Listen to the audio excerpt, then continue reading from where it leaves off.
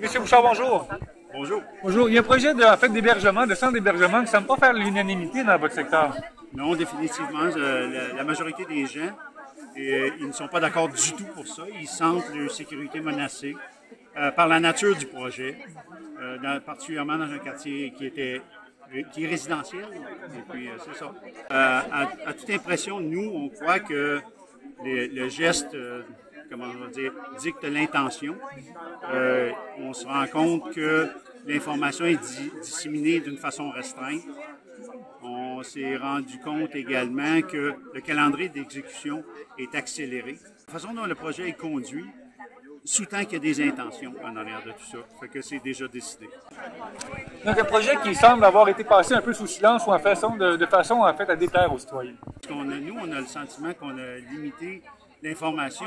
Il y a eu une quarantaine de lettres distribuées dans les rues avoisinantes. Quand c'est un projet qui touche toutes les résidences jusqu'à 2 km autour, on parle facilement de 400-500 personnes ou de résidences qui sont touchées directement par cela.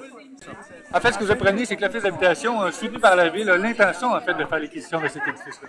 Oui, effectivement. Ils voient ça comme une aubaine. Quand le profil de clientèle ne correspond pas du tout à la courbe démographique du quartier et environnement.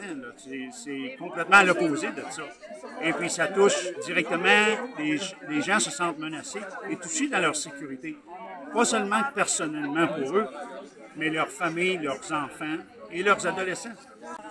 Comment je pourrais dire? Le geste prouve l'intention qu'on veut que le projet avance rapidement avec le minimum d'informations aux gens et le plus rapidement possible. Donc, le calendrier d'exécution, la faible distribution nous dit, et puis l'utilisation probable d'une loi, d'un règlement d'exception pour l'exécuter, nous fait croire que certaines décisions sont déjà prises au détriment de leurs citoyens. Nos élus, leur première responsabilité, même si, en tant qu'élus, on soutient des organismes comme l'Office d'habitation, leur première responsabilité, c'est de protéger leurs citoyens.